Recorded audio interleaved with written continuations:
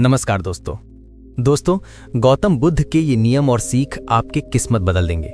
कहानी शुरू होने से पहले बस एक बात याद रखना, जीवन में कुछ सच ऐसे होते हैं जो समय के साथ नहीं बल्कि एक सही क्षण के साथ सामने आते हैं।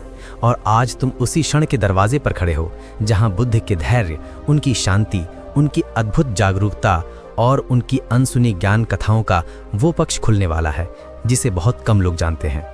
ये कहानी सिर्फ तुम्हें सुनने के लिए नहीं बुला रही, ये कहानी तुम्हारी आत्मा को ढकझोरने के लिए बुला रही है, क्योंकि इस कहानी में वो रहस्य छुपा है जो लक्ष्य, धैर्य और जीवन को समझने की सारी कुंजियां अपने भीतर रखता है। और ये वही धैर्य है जो बुद्ध ने वर्षों की तपस्या में सीखा, वही धैर्य जो इंसान को आम से असाधारण बनाता है, वही धैर्य जो कहता है कि तुम्हें जो चाहिए वो मिलकर ही रहेगा, बस तुम अपने मन को स्थिर रखो, अपनी ऊर्जा को बचाए रखो और अपने रास्ते को थामे रखो। क्योंकि टूटने की सबसे बड़ी कला उस क्षण में होती है जब तुम हारने ही वाले होते हो, लेकिन तुम रुको नहीं, तभी तुम्हारा जीवन बदल जाता है। और शायद आज तुम्हारा वही क्षण शुरू हो चुका है, क्योंकि ये कहानी तुम्हें सिर्फ सुनाई नहीं जाएगी, ये कहानी तुम्हें भीतर तक महसूस कराएगी कि क्यों बुद्ध कहते हैं कि लक्ष्य को धैर्य से पाना सीखो, क्यों कहते हैं कि सबसे कठिन युद्ध भीतर लड़ा जाता है, और क्यों कहते हैं कि जो धैर्य को जीत लेता है वो दुनिया को जीत लेता है। एक शांत पहाड़ी घाटी से, जहां सुबह की हवा में एक अजीब सी गंध घुली रहती थी, जैसे किसी अनजाने रहस्य का संकेत, उस घाटी के बीचों बीच एक प्राचीन बौद्ध मठ था, जिसकी दीवारों पर पुरानी लकड़ी की खुशबू और सदियों पुरानी भिक्षुओं की ध्यान ऊर्जा आज भी महसूस की जा सकती थी। उसी मठ में एक युवा साधक रहता था जिसका नाम महाकश्यप था। लोग कहते थे कि वो साधारण नहीं है, उसके अंदर कोई अनोखी बेचैनी थी, जैसे वो कुछ बड़ा पाना चाहता हो पर उसके रास्ते में कुछ ऐसा खड़ा हो जिसे वो समझ नहीं पा रहा था। हर सुबह वो ध्यान करता, पर उसके भीतर उठने वाले सवाल उसे शांत नहीं रहना देते थे। वो जानना चाहता था कि आखिर कुछ लोग अपने लक्ष्य बहुत जल्दी पा लेते हैं और कुछ लोग जी जान लगाने के बाद भी खाली हाथ क्यों रह जाते हैं। उसकी यही बेचैनी एक दिन उसे मठ के सबसे प्राचीन गुरु के सामने ले गई। वो गुरु जिन्हें सब तथागत कहते थे, क्योंकि उनका चेहरा धरती की सबसे शांत झील जैसा स्थिर था। महाकश्यप ने झुककर कहा, गुरुजी, मैं प्रयास करता हूँ, मेहनत करता हूँ, पर मेरे लक्ष्य मुझसे दूर क्यों भागते हैं। जैसे मैं जितना दौड़ता हूँ वो उतना ही पीछे छूट जाते हैं। गुरु मुस्कुराए, पर वो मुस्कान साधारण मुस्कान नहीं थी, वो जैसे किसी रहस्य को खोलने की शुरुआत थी। गुरु ने कहा, महाकश्यप, लक्ष्य भागते नहीं हैं, इंसान की अधीरता उसे रास्ता भुला देती है। धैर्य की कमी इंसान को मंजिल तक पहुंचने से पहले ही तोड़ देती है। तुम्हें फर्क दिखता नहीं क्योंकि तुम सिर्फ दौड़ते हो, रुककर देखना कभी सीखा नहीं। महाकश्यप हैरान था। वो बोला, गुरुजी, मैं धैर्य रखने की कोशिश करता हूं पर मन साथ नहीं देता। गुरु ने आंखें बंद करके गहरी सांस ली और बोले, महाकश्यप, आज से तुम एक कथा सुनोगे। वो कथा तुम्हें बताएगी कि धैर्य सिर्फ इंतजार नहीं है, धैर्य एक मार्ग है, एक शक्ति है, एक ऐसी कुंजी जो उन दरवाजों को भी खोल देती है जिन्हें दुनिया असंभव मानती है। ये कथा तुम्हें उस सच तक ले जाएगी जिसे समझकर तुम अपने लक्ष्य को अपनी ओर खींचना सीख जाओगे, ना कि उसके पीछे भागना। आज की रात तुम इस मठ के पीछे वाले जंगल में जाओगे। वहां तुम्हें एक बुजुर्ग साधु मिलेंगे, उनका नाम है शांति रत्ना। वही इस मार्ग का पहला रहस्य खोलेंगे। पर याद रखना, वे साधारण साधु नहीं हैं। वे मन को पढ़ लेते हैं, इससे पहले कि तुम बोलो वो जान जाते हैं कि तुम्हारे अंदर कौन सा तूफान चल रहा है। रात गहरी हो चुकी थी। चांद पहाड़ों के बीच ऐसे लटक रहा था जैसे किसी ने चुपचाप उसे आकाश में टांग दिया हो। महाकश्यप मठ से बाहर निकला। जंगल में हवाएं तेज थीं, पर एक अजीब सी ऊर्जा उसे आगे बढ़ने पर मजबूर कर रहे थे। पेड़ों के बीच से गुजरती हवा की आवाजें ऐसे लग रही थीं जैसे कोई फुसफुसाकर उसे चेतावनी दे रहा हो, पर वो रुका नहीं। उसने चलते चलते सोचा कि आखिर ये कैसा रहस्य होगा जिसे गुरु इतने वर्षों से छुपाए हुए थे। जंगल के बीचों बीच एक छोटी सी झोंपड़ी थी। उसके दरवाजे पर एक दीपक टिमटिमा रहा था, जैसे किसी ने खास उसके आने की प्रतीक्षा में उसे जलाकर छोड़ा हो। महाकश्यप जैसे ही करीब पहुंचा, अचानक अंदर से आवाज आई, आ जाओ, मैं जानता था कि आज तुम आओगे। महाकश्यप ठिठक गया। उसने कुछ कहा भी नहीं था। अंदर बैठे व्यक्ति ने उसकी हर धड़कन को जैसे पढ़ लिया था। वो धीरे धीरे अंदर गया और उसने देखा कि शांति रत्ना नाम का साधु उसके सामने बैठा है। उनकी आंखों में कोई चमक नहीं थी, लेकिन उनकी नज़रें ऐसी थीं जैसे वे दुनिया के हर भ्रम के आर पार देखने की क्षमता रखते हों। साधु ने कहा, महाकश्यप, तुम्हें लगता है कि तुम अपने लक्ष्य तक नहीं पहुंच पा रहे हो क्योंकि तुम मेहनत कम कर रहे हो, पर यह तुम्हारा भ्रम है। असल समस्या तुम्हारी अधीरता है। तुम फल को जल्दी चाहने लगे हो, पर धैर्य एक ऐसा बीज है जिसे जल्दबाजी मार देती है। साधु आगे झुके और धीमी आवाज में बोले, आज से तुम्हारी परीक्षा शुरू होती है। अगर तुमने इसे पार कर लिया तो लक्ष्य तुम्हारे पीछे दौड़ेगा, पर अगर तुम टूट गए तो तुम्हें फिर से वही उलझनें घेर लेंगी जिनसे तुम आज भाग कर आए हो। तो बताओ महाकश्यप, क्या तुम तैयार हो इस मार्ग पर चलने के लिए जहां हर कदम धैर्य की कसौटी पर परखा जाता है? महाकश्यप ने गहरी सांस ली। उसकी आंखों में डर भी था, उत्साह भी था और एक अजीब सी जलन कि आखिर ये रहस्य है क्या जिसके बिना उसकी पूरी मेहनत अधूरी हो जाती है। वो बोला, हाँ गुरुजी, मैं तैयार हूँ। उसके शब्दों के साथ ही जंगल की हवा जैसे अचानक भारी हो गई, जैसे कोई अदृश्य शक्ति उसकी परीक्षा शुरू कर चुकी हो। जंगल की हवा अचानक भारी होते ही महाकश्यप ने महसूस किया कि जैसे किसी ने उसके कंधों पर अनदेखा बोझ रख दिया हो। शांतिरतन साधु उसे एकटक देखते रहे, फिर धीमे स्वर में बोले, महाकश्यप, धैर्य की शक्ति को समझने से पहले तुम्हें यह जानना होगा कि मन का असली दुश्मन कौन है। बहुत लोग सोचते हैं कि असफलता, किस्मत या हालात दुश्मन हैं, पर सच ये है कि मन का पहला और सबसे खतरनाक शत्रु है अधीरता। ये वो आग है जो इंसान को बाहर से नहीं बल्कि भीतर से राख कर देती है। तुम लक्ष्य के करीब पहुंचते पहुंचते अधीरता के जाल में फंस जाते हो और जो चीज़ तुम्हें मिलने ही वाली होती है वही तुमसे दूर चली जाती है। लेकिन आज की रात तुम्हें उस शक्ति की पहली परीक्षा देनी होगी। साधु ने अपने पास पड़े मिट्टी के प्याले की ओर इशारा किया। प्याले के पास एक बांस की पतली सी नली रखी थी और नली के भीतर पानी की कुछ बूंदें चमक रही थीं, जैसे चांदनी उन पर नाच रही हो। शांति रत्न बोले, इस नली को लो और इस प्याले को जंगल की दूसरी ओर स्थित प्राचीन चट्टान तक ले जाओ। पर ध्यान रहे, नली में सिर्फ 3 बूंदें हैं और यात्रा लंबी है। कांटे, पत्थर, हवा सब तुम्हें रोकेंगे। अगर एक भी बूंद गिर गई तो तुम्हें वापस आना होगा और फिर से शुरू करना होगा। और सुनो महाकश्यप, इस यात्रा में सबसे कठिन चीज रास्ता नहीं है, बल्कि वो बेचैनी है जो तुम्हें जल्दी करने के लिए मजबूर करेगी।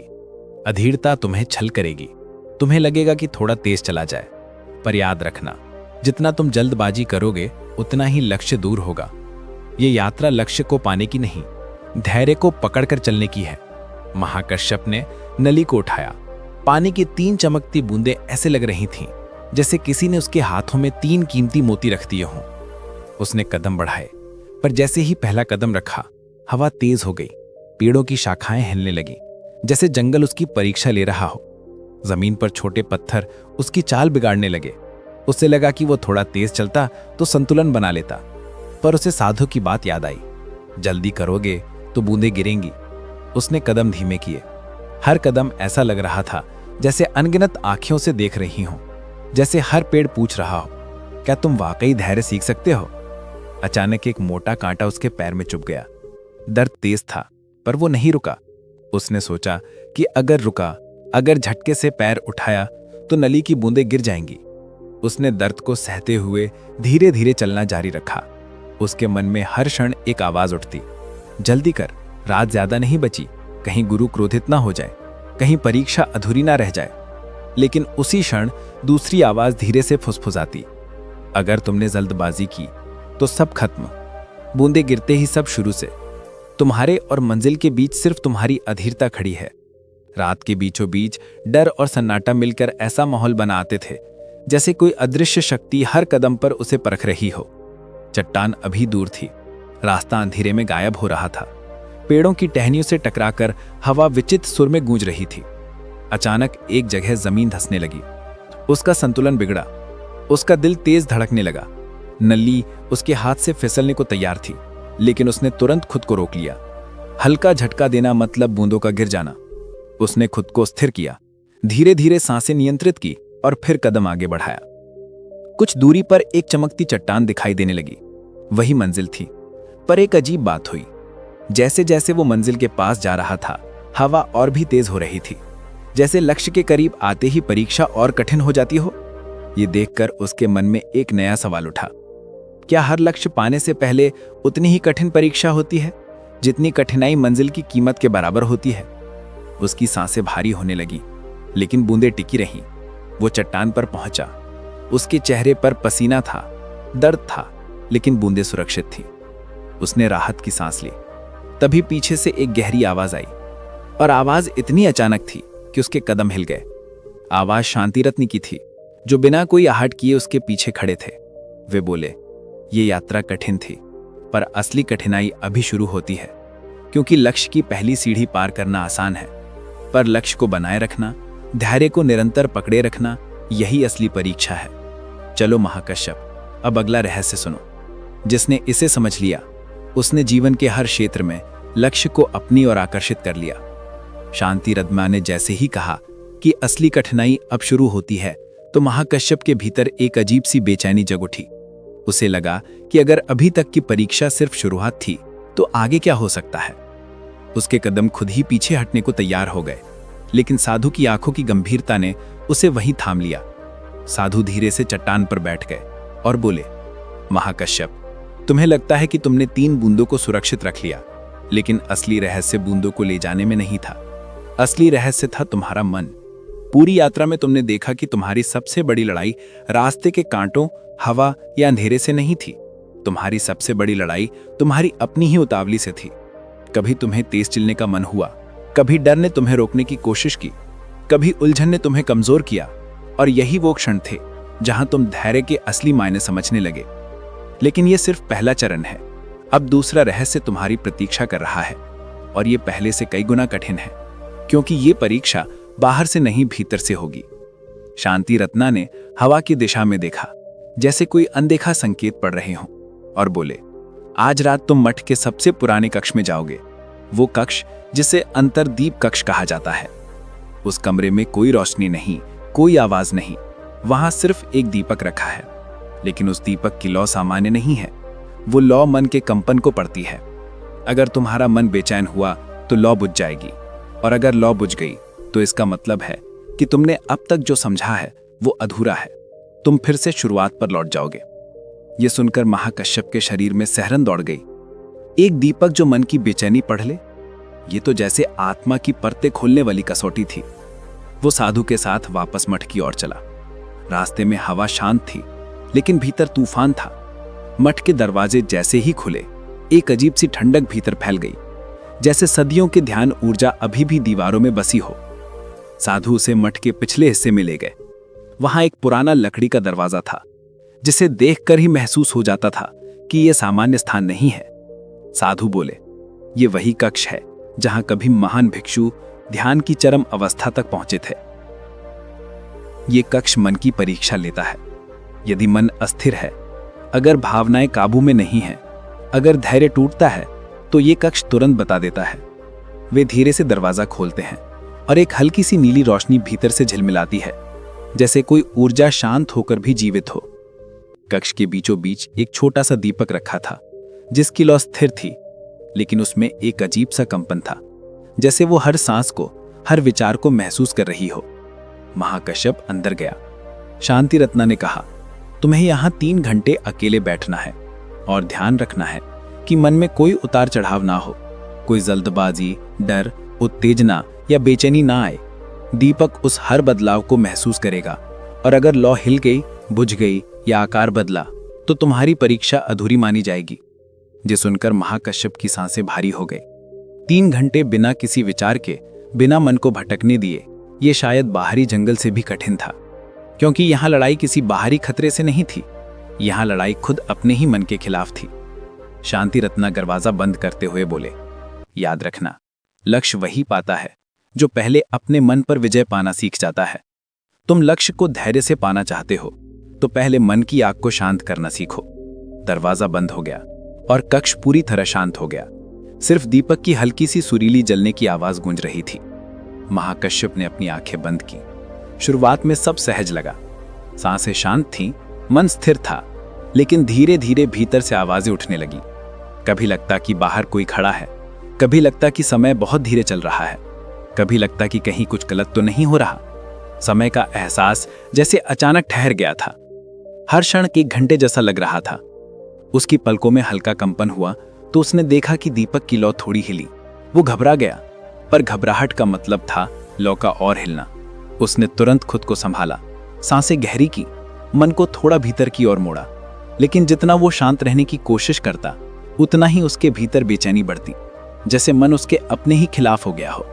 उसने सोचा कि क्या यही वजह है कि लोग लक्ष्य से पहले हार मान लेते हैं, क्योंकि असली लड़ाई कभी बाहर नहीं होती, हमेशा भीतर होती है। समय धीरे धीरे गुजर रहा था, लेकिन जैसे जैसे अंत करीब आ रहा था, मन की बेचैनी फिर उभरने लगी। उसे लगा कि कहीं समय पूरा ना हुआ हो और वो सब व्यर्थ कर दे। उसने आंखें बंद की और बस अपनी सांसों को सुनने लगा। 1, 2, 3 और अचानक उसे महसूस हुआ कि भीतर एक अजीब सी शांति उतर रही है, जैसे मन अब विरोध नहीं कर रहा, जैसे वो समर्पित हो गया हो। दीपक की लौ स्थिर थी, कक्ष में एक दिव्य सी शांति फैल गई थी। तभी दरवाजा खुला और शांति रत्न धीरे से भीतर आए। उनकी आंखों में संतोष था। वे बोले, महाकश्यप, तुमने दूसरे रहस्य की पहली झलक पाली है। अब अगला चरण उससे भी अधिक गहरा होगा, क्योंकि आगे तुम्हें धैर्य के उस चेहरे से मिलना है जिसे लोग जीवन भर खोजते रहते हैं। शांति रत्न की आंखों में जो संतोष था, उसे देखकर महाकश्यप को पहली बार महसूस हुआ कि शायद वो सही दिशा में बढ़ रहा है। लेकिन गुरु की अगली बात ने फिर उसके भीतर एक अनजाना भय जगाया।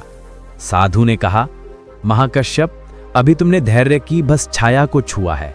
असली धैर्य वो है जिसे इंसान तब भी पकड़े रहता है जब उसके सामने सब कुछ बिखरता हुआ दिखता है, जब लक्ष्य दूर होता जाता है, जब रास्ते पर अंधेरा बढ़ता जाता है और जब मन हार मानने को कहता है। अब तुम्हें उस परीक्षा की ओर जाना है जहां बहुत से साधक लौट गए, टूट गए, क्योंकि उस परीक्षा में कोई आवाज तुम्हें दिशा नहीं देती, कोई गुरु समझाने नहीं आता। सिर्फ तुम होते हो और तुम्हारा संकल्प। अगर संकल्प टूट गया तो धैर्य भी टूट जाएगा, और अगर धैर्य टूट गया तो लक्ष्य वैसे ही फिसल जाएगा जैसे सूखी रेत हाथों से फिसल जाती है। उन्होंने हाथ में पड़े एक छोटे से घंटी जैसे धातु के गोले को उठाया। ये कोई साधारण वस्तु नहीं थी, इस पर पुराने मंत्र खुदे थे और इसके भीतर एक छोटी सी गेंद थी जो हल्का सा भी हिला देने पर ध्वनि पैदा करती थी। शांति रत्ना ने कहा, आज रात तुम इस गोले को लेकर निशब्द वन में जाओगे। ये जंगल यहाँ से कुछ दूर है, वहाँ हवा भी फुसफुसाकर चलती है और पेड़ भी एक विचित्र शांति में खड़े रहते हैं। उस जगह पर एक सीधी पगडंडी है। ये पगडंडी तुम्हें पहाड़ी के शीर्ष तक ले जाएगी। लेकिन याद रखना, इस पूरे रास्ते में इस गोले से कोई भी आवाज नहीं आनी चाहिए। अगर इसमें मौजूद गेंद जरा भी हिली और ध्वनि उत्पन्न हुई तो इसका मतलब होगा कि तुम्हारे भीतर अधीरता, डर या अस्थिरता अभी भी है, और यदि ऐसा हुआ तो तुम्हें फिर से शुरुआत पर लौटना होगा। महाकश्यप ने गोले को हाथ में लिया। उसका वजन हल्का था, लेकिन उसकी परीक्षा भारी, जैसे उसमें सिर्फ एक गेंद नहीं बल्कि उसकी किस्मत रखी हो। रात गहरी हो रही थी, चांद की रोशनी धुंध में खोने लगी थी और हवा में एक ठंडी नमी घुल रही थी। जंगल बिल्कुल शांत, इतना शांत कि अपनी ही सांसें भारी लगने लगें। वो पगडंडी पर कदम रखता है। पहला ही कदम रखते ही उसे महसूस हुआ कि उसकी उंगलियों में पसीना है, क्योंकि माना कि गोला हल्का था, लेकिन थोड़ा भी कंपन हुआ तो अंदर की गेंद टकराकर तुरंत आवाज करेगी। उसने कदम धीमे किए, लेकिन पगडंडी ऊबड़ खाबड़ थी, कहीं छोटे पत्थर, कहीं जड़े हुए पेड़ों की जड़ें। वो समझ गया कि यह परीक्षा शरीर की नहीं, मन की स्थिरता की है। कुछ दूर चलने के बाद अचानक हवा का तेज झोंका आया। ठंडी और तीखी हवा ने उसके हाथों को हिला दिया। गोले में हल्का सा कंपन हुआ, लेकिन अरबी साधर अरबी वाओ अरबिता नहीं निकली। उसका दिल तेज धड़कने लगा। मन ने कहा, हाथ जोर से पकड़ लो ताकि हवा असर ना करे। लेकिन उसी क्षणों से गुरु की बात याद आई। ज्यादा जोर पकड़ा तो भी गेंद हिल सकती है, कम पकड़ा तो भी। धैर्य का मतलब संतुलन है, ना बहुत कसकर पकड़ना, ना बहुत ढीला छोड़ना। उसने अपनी पकड़ को स्थिर किया और आगे बढ़ा। रास्ता संकरा था और धीरे धीरे और खड़ी ढलान बनता जा रहा था। पैरों के नीचे मिट्टी खिसकती, घुटनों में कंपकपी, सांसें भारी, लेकिन गोले की शांति बनी रही। पर भीतर का भय बढ़ता जा रहा था। उसे एहसास हुआ कि जब इंसान लक्ष्य की ओर बढ़ता है तो भारी रुकावटों से ज्यादा वो अपने मन की कल्पनाओं से डरता है। जो खतरे असल में नहीं होते वही मन में पहाड़ बन जाते हैं। कुछ और दूर चलते ही उसने देखा कि ऊपर के पेड़ अजीब तरीके से हवा में झूल रहे थे और उनकी परछाइयां जमीन पर डरावने आकार बना रही थीं। उसे लगा जैसे कोई पीछे चल रहा है, जैसे कोई उसका पीछा कर रहा हो, लेकिन पीछे मुड़ना मना था, क्योंकि मुड़ते ही शरीर अचानक झटका खा सकता था और गोले से आवाज आ सकती थी। उसने डर को निगलते हुए चलना जारी रखा। अचानक पैर फिसला, उसका शरीर आगे की ओर झुक गया। गोला लगभग उसके हाथ से छूटने वाला था। उसके दिल की धड़कनें इतनी तेज थी कि लगा शायद आवाज उससे निकलेगी, पर उसने एक पल में शरीर को संभाला, सांसें रोकी और फिर बहुत धीरे कदम आगे बढ़ाया। पहाड़ी का शीर्ष अब पास था, लेकिन जितना वो करीब आता गया, हवा उतनी ही बेरहम होती गई। ये वही नियम था जो उसने पहले भी महसूस किया था। लक्ष्य जितना करीब आता है, परीक्षा उतनी ही कठिन हो जाती है। उसने आखिरी ढलान पर कदम रखा। उसके हाथ शून्य हो रहे थे, पैरों में दर्द था और मन पूरी ताकत से चीख रहा था, छोड़ दो, रुक जाओ, बहुत हो गया। लेकिन उसके भीतर की एक शांत आवाज कह रही थी, बस कुछ कदम और तभी वो शीर्ष पर पहुंच गया। चांदनी के बीच पहाड़ी का ऊपरी हिस्सा चमक रहा था, जैसे किसी अनदेखी शक्ति ने उसे सफेद प्रकाश में नहला दिया हो। उसने धीरे से गोले को देखा। गेंद स्थिर थी, कोई आवाज नहीं। उसने पहली बार गहरी सांस ली। तभी पीछे से शांति रत्न प्रकट हुए, जैसे वे हवा से बने हों। उन्होंने कहा, महाकश्यप, तुम उस सत्य के पास पहुंच रहे हो जिसे पाने के लिए मनुष्य को जीवन भर लग जाते हैं। अब अगली परीक्षा तुम्हें धैर्य का वास्तविक स्वरूप दिखाएगी, वो स्वरूप जिसे समझकर मनुष्य लक्ष्य का पीछा करना छोड़ देता है और लक्ष्य खुद उसके पीछे आने लगता है। जब शांति रत्ना ने कहा कि अगली परीक्षा धैर्य का वास्तविक स्वरूप दिखाएगी, तो महाकश्यप के भीतर कुछ टूटता हुआ भी महसूस हुआ और कुछ बनता हुआ भी, जैसे वो किसी ऐसे द्वार के बिल्कुल सामने खड़ा है जिसके पीछे उसके जीवन का सबसे बड़ा सत्य छिपा हुआ है। शांति रत्ना ने पहाड़ी की चोटी से दूर क्षितिज की ओर देखा, जहां धुंधली रोशनी धीरे धीरे फैल रही थी, और बोले, महाकश्यप, अब तक तुम्हारी परीक्षाएं तुम्हारे मन की सतह को परख रही थीं, पर असली धैर्य सतह पर नहीं रहता, वो मन की गहराइयों में सोता है और उसे जगाना आसान नहीं। अगली परीक्षा तुम्हें उस गहराई तक ले जाएगी जहां बहुत कम साधक पहुंच पाते हैं, पर अगर तुमने इसे पार कर लिया तो तुम्हारी दृष्टि बदल जाएगी। दुनिया तुम्हें पहले जैसी नहीं लगेगी। लक्ष्य दूर नहीं लगेगा, क्योंकि धैर्य उसे तुम्हारी ओर खींचना शुरू कर देगा। उन्होंने अपने वस्त्र के भीतर से एक छोटा सा काला पत्थर निकाला। ये पत्थर साधारण नहीं था। इसे छूते ही महाकश्यप को लगा जैसे भीतर कहीं बहुत पुराना दर्द जग गया हो। साधु बोले, ये चित्त भस्म है। इसका काम है मन की गहराइयों में छिपी अशांति को बाहर लाना। तुम इसे लेकर मौन कुंड की यात्रा करोगे। ये एक अजीब स्थान है। वहां पानी नहीं है, वहां कोई आवाज नहीं है, वहां सिर्फ तुम्हारी परछाई है, और वही परछाई तुम्हारी परीक्षा लेगी। तुम सोच रहे होगे कि परछाई परीक्षा कैसे ले सकती है, पर जान लो महाकश्यप, इंसान का सबसे गहरा भय उसकी परछाई में छिपा होता है। उसे देखकर अक्सर लोग खुद से भाग खड़े होते हैं, क्योंकि परछाई सिर्फ रूप नहीं दिखाती, वो भीतर का असली चेहरा दिखाती है। तुम उस कुंड के किनारे बैठोगे और 3 बार इस चित्त भस्म को पानी की जगह कुंड की सूखी मिट्टी पर गिराओगे। लेकिन ये करते समय तुम्हारा मन, सांस और नजर पूरी तरह स्थिर रहनी चाहिए।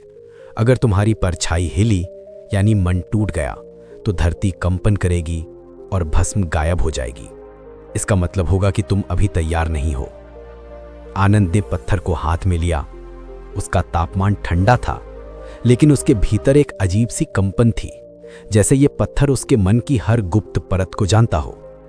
साधु ने संकेत दिया और दोनों पहाड़ी से नीचे उतरने लगे। रास्ता लंबा और खामोश था, जैसे प्रकृति खुद इस परीक्षा को देखना चाहती हो। कुछ देर बाद वे मौन कुंड पहुंचे। ये एक गोलाकार क्षेत्र था, जिसमें ना पानी था, ना कोई वृक्ष, बस चारों ओर घना अंधेरा और बीच में हल्की चांदनी से चमकता एक सूखा सफेद वृत्त। आनंद ने पहली बार इतना गहरा मौन महसूस किया। यहां हवा भी बिना आवाज के चलती थी, जैसे किसी ने पूरी दुनिया का शोर खींचकर यहां कैद कर दिया हो। शांति रत्न बोले, अब मैं तुम्हें अकेला छोड़ रहा हूं। यहां से आगे का रास्ता सिर्फ तुम और तुम्हारी परछाई तय करेंगी। याद रखना, परछाई कभी झूठ नहीं बोलती। अगर तुम भीतर अस्थिर हो तो वो तुरंत दिखा देगी, और तुम्हारा धैर्य उसी क्षण टूट जाएगा। साधु दूर हटते ही महाकश्यप उस सूखे वृत्त के पास गया। चांदनी उसके पीछे पड़ रही थी और उसकी परछाई लंबी होकर उसके सामने पहुंच गई। वो परछाई स्थिर थी, लेकिन उसकी स्थिरता ही भय पैदा कर रही थी, जैसे वो जीवित हो। उसने गहरी सांस ली और चित्त भस्म को पहली बार जमीन पर गिराया। जैसे ही भस्म मिट्टी से छुई, हवा अचानक रुक गई। चारों ओर घोर सन्नाटा फैल गया और उसकी परछाई जैसे थोड़ी बड़ी हो गई। ये देखकर उसके दिल की धड़कन अचानक बढ़ी। मन बोला, पीछे हटो, कुछ गलत है। लेकिन उसने खुद को संभाला, क्योंकि पीछे हटना मतलब परीक्षा का अंत। उसने दूसरी बार भस्म गिराई। इस बार धरती हल्का सा कांपी, उसकी परछाई फड़फड़ाई, जैसे किसी ने उसके अंदर छुपा कोई भाव जगाया हो। उसकी सांसें तेज होने लगी। उसे लगा कि शायद ये जगह उसे निगल लेगी, लेकिन परीक्षा अभी बाकी थी। उसने तीसरी बार भस्म गिराने के लिए हाथ उठाया, लेकिन तभी उसकी परछाई अचानक उसकी ओर बढ़ती हुई दिखाई दी, जैसे वो जीवित हो गई हो। उसका दिल दहशत से भर गया, हाथ कांपने लगे। मन चीखा, रुको, मत करो। यही वो क्षण है जब साधक टूट जाते हैं, क्योंकि जब परछाई जीवित लगने लगे तो आत्मा अपना सबसे पुराना भय दिखाती है। पर उसी क्षण महाकश्यप को गुरु की आवाज याद आई। धैर्य का असली अर्थ तब समझ आता है जब डर सबसे गहरा हो और तुम फिर भी स्थिर खड़े रहो। उसने आंखें आधी बंद की, सांस को शांत किया और भस्म को तीसरी बार जमीन पर गिरा दिया। एक पल के लिए ऐसा लगा जैसे दुनिया थम गई है। उसकी परछाई अचानक रुक गई, फिर धीरे धीरे अपने मूल आकार में लौट आई। धरती शांत हो गई और हवा फिर से चलने लगी। उसके चेहरे पर पसीना था, लेकिन उसकी आंखों में एक नई चमक थी। शांति रत्न पीछे से आए और बोले, महाकश्यप, तुमने वो परीक्षा पार कर ली है जहां साधक अपने ही भीतर से हार जाते हैं। अब तुम धैर्य के तीसरे और सबसे गहरे स्वरूप को देखने के योग्य हो गए हो। आगे की परीक्षा तुम्हें उस सत्य के सामने खड़ा करेगी जिसने सदियों से लक्ष्य पाने वालों को दुनिया से अलग बना दिया। आर्य उस अंधेरी गुफा के अंदर खड़ा था, जहां हवा तक जैसे धीरे बह रही थी। दीवारों पर पुरानी मंत्र ऊर्जा की कंपन थी, मानो सदियों की साधना पत्थरों में कैद हो चुकी हो। उसके भीतर भय था, पर उससे बड़ा था उसका अहंकार। वो सोच रहा था कि यही वो स्थान है जहां वो अपनी शक्ति जगाएगा, जहां वो गुरुदेव को, दुनिया को, खुद को साबित करेगा कि धैर्य की नहीं, सिर्फ इच्छा शक्ति की जरूरत होती है। उसने गुफा के केंद्र में रखा हुआ वो प्राचीन दीप देखा, जिसकी लौ बिना हिले बिना कांपे स्थिर खड़ी थी, जैसे समय भी उसके सामने झुक गया हो। आर्य को लगा कि शायद यही वो संकेत है। ये लौ उसे उसके लक्ष्य तक ले जाएगी। उसने आंखें बंद की और अपनी साधना शुरू कर दी। पर कुछ ही क्षणों में उसे एक अजीब सी बेचैनी महसूस हुई, मानो कोई अदृश्य खिंचाव उसे भीतर की किसी गहराई में खींच रहा हो। पर वो रुका नहीं, क्योंकि उसे चाहिए था परिणाम, जल्दी परिणाम, तत्काल परिणाम। जैसे ही उसने मंत्रों का जाप तेज किया, गुफा में कंपन बढ़ने लगा, हवा भारी होने लगी। पर उसके भीतर धैर्य की जगह अधीरता उठती गई। उसने सोचा, जितना तेज जाप करूंगा उतनी तेज ऊर्जा जागेगी, जितनी तेज ऊर्जा जागेगी उतनी जल्दी मैं सिद्धि प्राप्त कर लूंगा। पर उसे ये नहीं पता था कि कुछ सिद्धियां शक्ति से नहीं, बल्कि समर्पण, शांति और समय से प्राप्त होती हैं। और जो समय को हराना चाहता है, वो खुद समय के सबसे कठोर नियमों का शिकार बन जाता है। अचानक दीप की लौ तेज हुई और उससे निकली रोशनी जैसे गुफा की दीवारों पर उभरते हुए किसी अदृश्य पैटर्न को उजागर करने लगी। वे प्रतीक आर्य को समझ नहीं आ रहे थे, पर वे बदलते जा रहे थे, घूम रहे थे, जैसे चेतावनी दे रहे हों कि वो जिस द्वार को खोलने की कोशिश कर रहा है वो उसके लिए नहीं है, अभी नहीं है। उसने मंत्र और तेज कर दिया, आंखें खोल दी, शरीर में कंपन तेज हो गया। पर तभी एक पल के लिए दीप की लौ बिल्कुल शांत हो गई और उसी पल गुफा में एक धीमी, बहुत धीमी आवाज गूंजी। आवाज कहीं से भी नहीं आ रही थी, पर हर दिशा से आ रही थी, जैसे दीवारें बोल रही हों, जैसे हवा फुसफुसा रही हो, जैसे कोई अदृश्य चेतावनी दे रहा हो। वो आवाज बोली, जो अधीर है वो सत्य का पात्र नहीं। जो अपने समय से पहले शक्ति चाहता है, शक्ति उसे अपने भार से कुचल देती है। आर्य इस आवाज से घबरा गया। उसने मंत्र और तेज कर दिया, जैसे वो चेतावनी को चुनौती दे रहा हो। तभी अचानक उसके सामने अंधेरे के बीच एक आकृति उभरने लगी। वो कोई मनुष्य नहीं था, कोई देवता नहीं था, बल्कि ऊर्जा का एक घना भारी स्वरूप था जो सिर्फ कंपन से बना था, जैसे हवा का आकार हो गया हो। उस आकृति की आंखें नहीं थी, पर उसकी दृष्टि आर्य को चीर रही थी। उसने कहा, तुम यहां क्या खोज रहे हो? आर्य ने कांपते हुए कहा, शक्ति, सिद्धि और वो गति जिससे मैं अपने लक्ष्य तक तुरंत पहुंच सकूं। आकृति ने कोई क्रोध नहीं दिखाया, कोई शोर नहीं किया, बल्कि इतनी धीमी आवाज में बोली कि उसकी हर ध्वनि जैसे आर्य के सीने में उतर गई। त्वरित मार्ग हमेशा लक्ष्य तक नहीं ले जाता, कई बार वो सीधे विनाश तक ले जाता है। तुम शक्ति चाहते हो, पर यह नहीं समझते कि शक्ति तुम्हें पाने से पहले तुम्हें परखती है। आर्य ने कहा, मैं किसी भी परीक्षा के लिए तैयार हूं। आकृति ने कहा, तुम परीक्षा नहीं समझते, इसलिए तैयार नहीं हो। तुम अधीर हो, इसलिए अयोग्य हो। तुम लक्ष्य चाहते हो, पर लक्ष्य के नियम नहीं मानते। आर्य का चेहरा तमतमा गया। उसने कहा, मैं किसी का नियम नहीं मानता, मैं अपना मार्ग खुद बनाता हूं। यह सुनते ही गुफा का पूरा वातावरण बदल गया। कंपन इतना तेज हो गया कि ऐसा लगा जैसे हवा में बिजली फट पड़ी हो। आकृति पास आई और बोली, यदि तुम समय को चुनौती देते हो तो समय प्रतिक्रिया देगा। यदि तुम धैर्य को ठुकराते हो तो धैर्य तुम्हें शिक्षा देगा। और उसी पल दीप की लौ बुझ गई, पूरा अंधेरा छा गया, और उस अंधेरे में आर्य ने पहली बार महसूस किया कि वो अकेला नहीं है। कोई उसे देख रहा है, कोई उसे परख रहा है, कोई उसे उसके निर्णय का परिणाम दिखाने वाला है। और यही था वो क्षण जब उसकी परीक्षा शुरू हुई, जिसकी वो कल्पना भी नहीं कर सका था। अंधेरे ने जैसे आर्य को पूरी तरह निगल लिया था। वो हाथ तक नहीं देख पा रहा था। हवा अचानक ठंडी हो गई थी, इतनी ठंडी कि सांस लेते ही सीने में चुभन होने लगी। उसे लगा जैसे कोई अनजानी शक्ति उसके चारों ओर घूम रही है, पर वो उसे छू नहीं सकती, सिर्फ परख सकती है। तभी चारों ओर से एक धीमा कंपन उठा, इतना धीमा कि आवाज नहीं बल्कि एहसास था, जैसे स्वयं गुफा उसके आसपास सांस ले रही हो। आर्य ने साहस जुटाकर कहा, कौन हो तुम? पर उसकी आवाज इतनी कमजोर थी जैसे वो स्वयं अपने ही शब्दों पर भरोसा नहीं कर रहा था। और तभी अंधेरे में से एक दूसरी आवाज उभरी, पहली वाली आकृति की नहीं बल्कि कुछ और, कुछ गहरी, कुछ ऐसी जो सीधे मन में उतरती थी।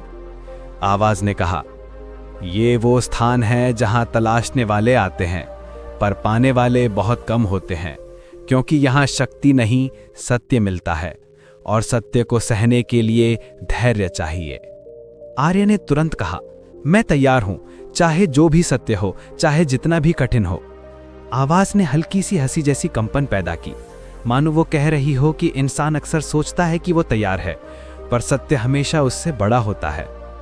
तभी एक मंद रोशनी सामने उभरी, इतनी हल्की कि अंधेरे में बमुश्किल दिखाई दे रही थी।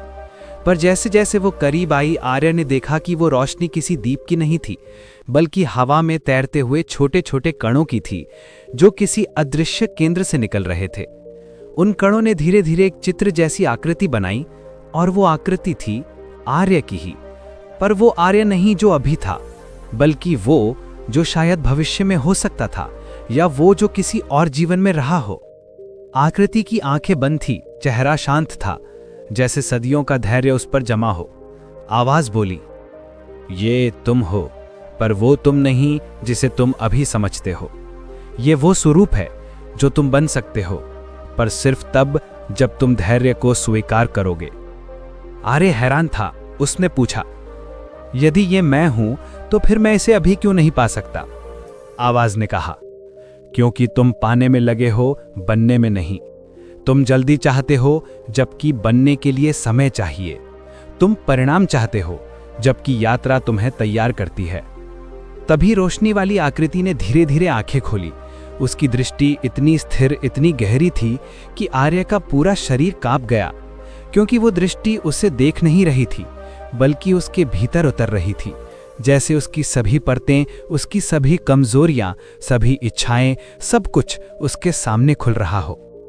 वो आकृति बोली, तुम शक्ति चाहते हो, पर शक्ति उस हाथ में नहीं दी जाती जो कांपता हो। शक्ति उस मन में नहीं दी जाती जो बेचैन हो। शक्ति उस इंसान को नहीं मिलती जो समय के नियम को नहीं मानता। आर्य ने कांपते हुए पूछा, तो मुझे क्या करना होगा? आकृति ने धीरे से कहा, रुकना होगा, समझना होगा और स्वीकार करना होगा कि लक्ष्य तुम्हारे आदेश पर नहीं आता, वो तब आता है जब तुम उसके योग्य बनते हो। ये सुनकर आर्य के भीतर बेचैनी और बढ़ गई।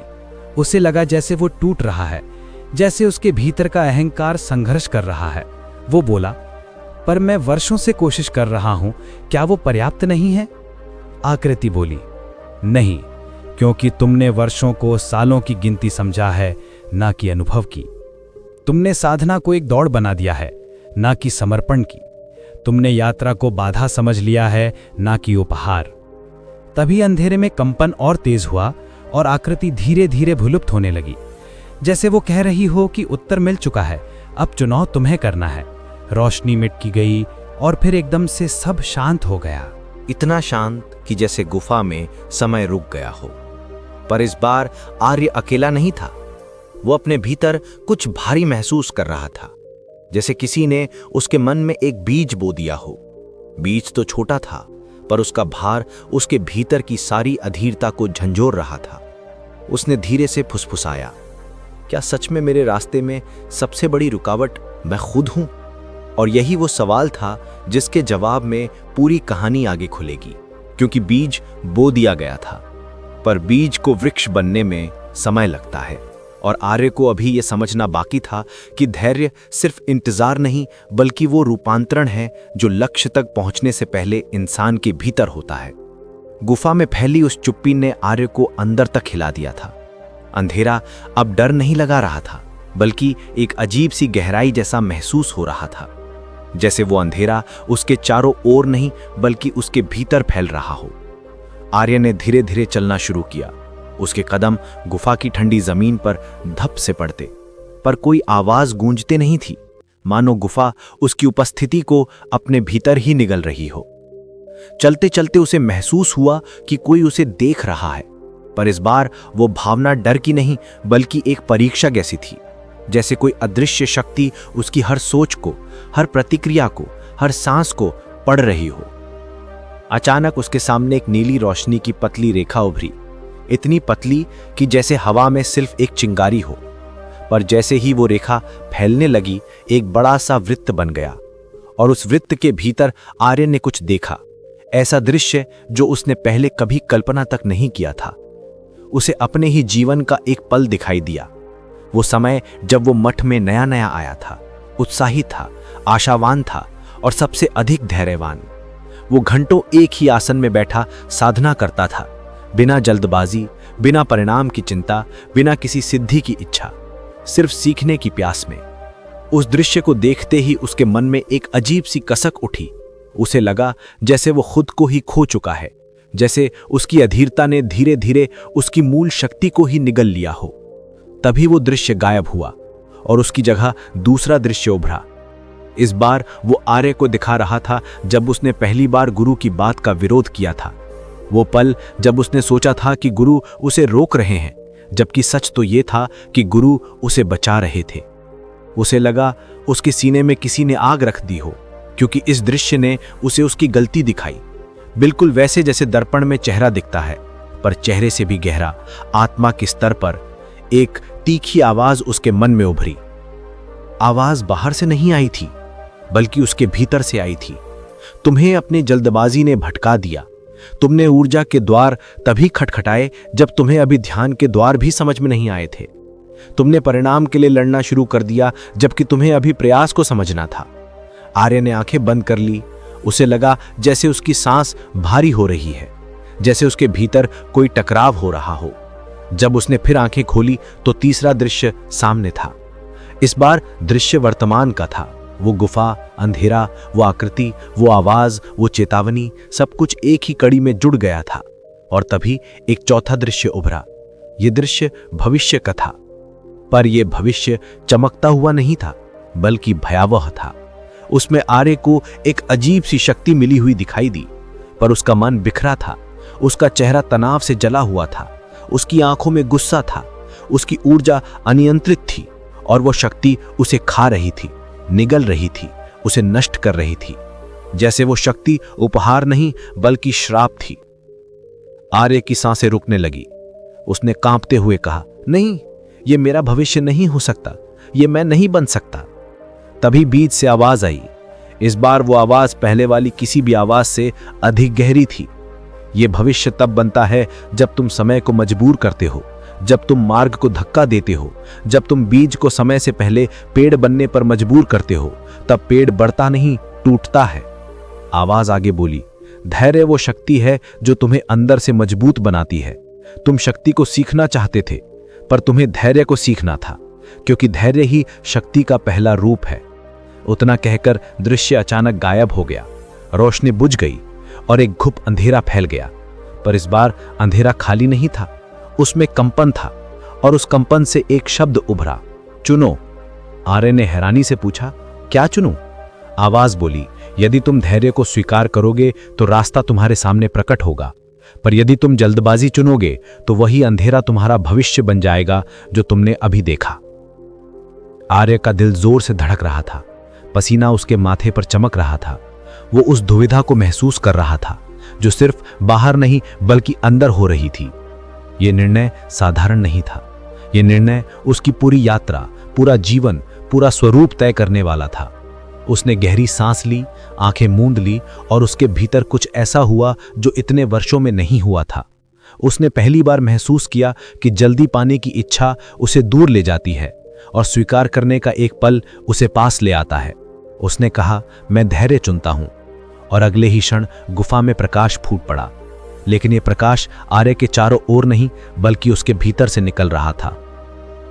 जैसे ही आर्य ने कहा, मैं धैर्य चुनता हूं, ऐसा लगा मानो पूरी गुफा उसकी सांस के साथ धड़क उठी हो। अंधेरा उसी क्षण धीरे धीरे पीछे हटने लगा, मानो उसकी अधीरता के साथ उसका बोझ भी गुफा की दीवारों से मिटता जा रहा हो। और तभी उसके भीतर से निकली वो रोशनी और तेज हुई। ये रोशनी साधारण प्रकाश नहीं थी, ये किसी दीपक की लौ जैसी नहीं बल्कि चेतना की तरह थी। जैसे उसके भीतर कोई बंद द्वार था जो पहली बार खुल रहा हो। वो रोशनी धीरे धीरे उसके चारों ओर फैलने लगी, गोलाकार घूमने लगी, और फिर उसी रोशनी में उसे दिखने लगी वे परतें जो उसने पहले कभी नहीं देखी थीं। मन की परतें, भावनाओं की परतें, उसके अहंकार की परतें, उसका असली स्वरूप कैसी गहराइयों में छिपा था। ये सब उसके सामने स्पष्ट होता चला गया। उसके सामने एक और दृश्य उभरा। इस बार यह किसी भविष्य, भूत या कल्पना का दृश्य नहीं था, बल्कि उसके भीतर की ही यात्रा का दृश्य था। उसने देखा कि जब भी वह अधीर हुआ, जब भी उसने जल्दबाजी की, जब भी उसने लक्ष्य को पकड़ने की कोशिश में समय से लड़ाई की, उसके मन की परतें खिंच गई, टूट गई, और उसकी ऊर्जा बिखर गई। जैसे कोई पौधा समय से पहले सूरज को पकड़ने की कोशिश करे तो वह जल जाता है, बढ़ता नहीं। तभी आवाज आई, धैर्य शक्ति नहीं, दिशा देता है। यदि दिशा नहीं है तो शक्ति विनाश है। आर्य ने पहली बार इस वाक्य का अर्थ महसूस किया, समझा नहीं, महसूस किया, क्योंकि यह समझने की बात नहीं थी, यह अनुभव करने की बात थी। रोशनी घूमते घूमते धीरे धीरे एक बिंदु में बदलने लगी, और वह बिंदु इतनी तीव्रता से चमकने लगा कि आर्यन को महसूस हुआ कि जैसे किसी ने उसकी आत्मा को पकड़कर एक झटके में साफ कर दिया हो। उसी पल गुफा की दीवारों पर वो पुराना प्राचीन मंत्र, ऊर्जा से भरा पैटर्न दोबारा भरने लगा। वही पैटर्न जो शक्ति की चेतावनी देता था, वही चिन्ह जो उसने शुरुआत में देखा था पर समझा नहीं था। पर अब जब वह उन्हें देख रहा था, वे किसी रहस्य जैसे नहीं लग रहे थे, बल्कि उत्तर जैसे लग रहे थे, इतने स्पष्ट कि अब उनमें कोई डर नहीं, कोई भारीपन नहीं था। तभी वह आकृति जिसे वह पहले देख चुका था फिर उभरने लगी, पर इस बार उस आकृति में कोई कठोरता नहीं थी, कोई चेतावनी नहीं, बल्कि एक शांत ऊर्जा थी, जैसे वह कह रही हो कि अब तुम आगे बढ़ने के योग्य हो। आकृति बोली, शक्ति देने से पहले शक्ति यह देखती है कि तुम खुद को नियंत्रित कर सकते हो या नहीं। जो खुद को नहीं संभाल सकता वो ऊर्जा को कैसे संभालेगा। आर्य ने शांत स्वर में कहा, मैं समझ गया हूं, पहले मैं शक्ति चाहता था, अब मैं उसे संभालने की क्षमता चाहता हूं। आकृति हल्के से चमकी, फिर बोली, यही है धैर्य का पहला रूप, और यही है साधना का असली प्रारंभ। आर्यन के भीतर एक गहरी सी हरहरन दौड़ी। उसे लगा जैसे उसका पुराना स्वरूप उसी पल उसके भीतर टूटकर गिर गया, और उसकी जगह कुछ नया, कुछ शांत, कुछ स्थिर जन्म ले रहा है। तभी आकृति ने हाथ बढ़ाया, और उसके हाथ से एक रेखा निकली जो सीधे आर्यन के हृदय तक पहुंची। उस रेखा से एक ऐसी ऊर्जा भीतर उतरी जैसे उसने पहले कभी महसूस नहीं की थी। गर्म नहीं, ठंडी नहीं, बल्कि संतुलित। इतनी संतुलित कि लगता था जैसे वह उसके भीतर वर्षों से वहीं थी, पर वह उसे महसूस नहीं कर पा रहा था। आकृति बोली, जब तुम धैर्य चुनते हो तो शक्ति तुम्हारी ओर चलती है, तुम्हें दौड़कर उसका पीछा नहीं करना पड़ता। यह सुनकर आर्यन की आंखों से आंसू निकल आए, पर वह रो नहीं रहा था, वह हल्का हो रहा था, जैसे उसने जीवन भर का भार इस गुफा की हवा में छोड़ दिया हो। तभी गुफा के भीतर अचानक एक गहरी गर्जना हुई, इतनी गहरी कि ऐसा लगा जैसे पृथ्वी की नसें हिल रही हों। आकृति बोली, अब अंतिम द्वार खुल रहा है। आर्यन ने देखा कि दीवार पर एक विशाल गोलाकार प्रतीक उभर रहा था, जो धीरे धीरे चमकने लगा। वही दिव्य द्वार था जिसके बारे में उसने सुना था कि केवल वही साधक उसे देख सकता है जिसने अपने मन की तपिश शांत कर दी हो। द्वार के भीतर से आती ऊर्जा भारी नहीं बल्कि शांत थी, जैसे कोई उसे बुला रहा हो, कोई उसे अगले चरण में ले जाना चाहता हो। आकृति धीरे से बोली, द्वार अब तुम्हारा है, आगे रास्ता तुम और तुम्हारा धैर्य तय करेगा। और यह कहकर आकृति धीरे धीरे मिटने लगी, पर इस बार उसके मिटने में रहस्य नहीं, आश्वासन था, शांत विदाई थी। आर्यन गहरी सांस लेकर उस द्वार की ओर बढ़ा। उसे महसूस हो रहा था कि यह उसके जीवन का सबसे महत्वपूर्ण क्षण है। उसके कदम खुद ब खुद हल्के हो रहे थे, और जैसे ही उसने द्वार को छुआ, पूरा वातावरण फिर से बदलने लगा। हवा थम गई, समय धीमा पड़ गया, और एक अजीब सी शांति उसके भीतर उतरने लगी, इतनी गहरी कि उसने पहली बार महसूस किया कि असली शक्ति कैसी होती है। वह शोर नहीं करती, वह दबाव नहीं बनाती, वह बस उपस्थित होती है, पूर्ण, शांत और अनंत। और जैसे जैसे साधु अपने अंतिम अनुभवों के करीब पहुंच रहा था, उसे महसूस हुआ कि उसकी सारी यात्रा का सार, उसकी सारी सीख, उसके भीतर जमा सारी बेचैनी और सारे उत्तर एक ही दिशा में इशारा कर रहे थे। जैसे कोई अदृश्य शक्ति उसे यह समझाना चाहती हो कि जीवन में लक्ष्य पाना उतना कठिन नहीं है जितना कठिन उस लक्ष्य को पाने की प्रक्रिया में धैर्य बनाए रखना है। उसने देखा कि कितनी बार वह रास्ते में डगमगाया, कितनी बार उसे लगा कि वो हार चुका है, और कितनी बार उसके अंदर की आवाज ने उसे कहा कि बस अब और नहीं। लेकिन उसके गुरु की बात, धैर्य ही वो शक्ति है जो समय को भी तुम्हारे पक्ष में मोड़ देती है। ये वाक्य उसके भीतर इतनी गहराई से दर्ज हो चुका था कि हर बार वो उठ गया, हर बार वो रुका नहीं, हर बार उसने अपने डर को शांत किया और कहा, अभी नहीं, मुझे आगे बढ़ना है। जैसे उसकी आत्मा अब खुद अपनी मार्गदर्शक बन चुकी थी, जैसे किसी ने उसके भीतर एक दीपक जला दिया हो जो हर अंधेरे को प्रकाश में बदल देता था। फिर गुरु ने उससे वो अंतिम प्रश्न पूछा जिसकी प्रतीक्षा उसकी पूरी यात्रा कर रही थी, तुमने धैर्य से क्या सीखा? साधु ने अपनी आंखें बंद की, उसकी सांसें बहुत धीमी थी, जैसे समय ठहर गया हो, और उसने कहा, मैंने सीखा है कि धैर्य का अर्थ इंतजार करना नहीं, धैर्य का अर्थ है उस समय में शांत रहना जिसमें बाकी लोग टूट जाते हैं। धैर्य वो कला नहीं है जो हमें लक्ष्य देती है, धैर्य वो कला है जो हमें लक्ष्य का योग्य बनाती है। गुरु मुस्कुराए जैसे वो यही जवाब सुनने के लिए उसे पूरे रास्ते से गुजारा हो, और बोले, अब तुम समझ गए हो कि तुम यात्रा के किस चरण में हो? साधु ने पूछा, कौन सा चरण गुरुजी? गुरु ने आसमान की ओर देखते हुए कहा, वो चरण जहां व्यक्ति को लक्ष्य नहीं चुनता, लक्ष्य व्यक्ति को चुनता है। यह सुनकर साधु के भीतर एक कंपन हुआ, जैसे किसी ने अनदेखे ढंग से उसके जीवन की दिशा बदल दी हो। जैसे उसे पहली बार यह महसूस हुआ कि वो अब सिर्फ एक साधक नहीं रहा, बल्कि वो एक ऐसी अवस्था में पहुंच चुका है जहां उसके कदम किसी और शक्ति द्वारा निर्देशित हो रहे हैं। गुरु ने कहा, जो व्यक्ति धैर्य सीख लेता है वो समय, परिस्थितियों, भाग्य तीनों पर शासन करना सीख जाता है, और वो व्यक्ति चाहे जो चाहे हासिल कर सकता है। उसी क्षण साधु ने महसूस किया कि उसके भीतर से खाने वाली बेचैनी, अधीरता, डर, जल्दबाजी सब गायब हो चुकी है। जैसे उसका मन अब एक शांत झील की तरह हो गया हो, जिसमें हर उत्तर साफ दिखाई देता है। उसने खुद से कहा, अब मैं लक्ष्य के पीछे नहीं भागूंगा, अब मैं वो बनूंगा जिसे लक्ष्य खुद बुलाए। उस रात उसने ध्यान में बैठकर अपने भीतर उठती ऊर्जा को देखा, जैसे उसके भीतर कोई द्वार खुल गया हो। उस द्वार से निकली एक रोशनी ने उसके पूरे अस्तित्व को घेर लिया, और तभी उसे समझ आया कि इतनी लंबी यात्रा, इतने संघर्ष, इतनी सीख सब एक ही बात सिखाने के लिए थे कि लक्ष्य को पाने के लिए तुम्हें धैर्य की ताकत नहीं चाहिए, तुम्हें धैर्य का स्वभाव बनाना चाहिए। जब सुबह हुई, गुरु ने उससे कहा, तुम अब तैयार हो? साधु ने पूछा, किसके लिए गुरुजी? गुरु बोले, उस जीवन के लिए जहां लक्ष्य सिर्फ परिणाम नहीं होंगे बल्कि तुम्हारे चरित्र की गवाही बनेंगे। साधु ने सलामी भरे भाव से उन्हें प्रणाम किया और चुपचाप चल पड़ा। उसके कदम धीमे थे पर आत्मा तेज थी। उसकी चाल सामान्य थी पर उसका मार्ग असाधारण था, क्योंकि अब वो धैर्य का विद्यार्थी नहीं, धैर्य का स्वामी बन चुका था। और जिसने धैर्य को जीत लिया उसने जीवन को जीत लिया, समय को जीत लिया और खुद को जीत लिया। उसकी यात्रा खत्म नहीं हुई थी, बल्कि अब असली यात्रा शुरू हुई थी, क्योंकि दुनिया उसी की होती है जो समय को हराने नहीं, समय को समझने की शक्ति रखता है। और वही व्यक्ति वो सब पा लेता है जिसे दुनिया चमत्कार कहती है। पर वो शांत मन से मुस्कुरा चुरा कर कहता है, ये चमत्कार नहीं, ये धैर्य है। और यही वो पल है जहां ये कहानी धीरे धीरे समाप्त तो हो रही है, लेकिन तुम्हारी यात्रा अभी शुरू हुई है। क्योंकि जो धैर्य, जो शक्ति, जो समझ तुमने अभी महसूस की, वो सिर्फ सुनकर पूरी नहीं होती, उसे भीतर उतारना पड़ता है, उसे जीवन में जीना पड़ता है।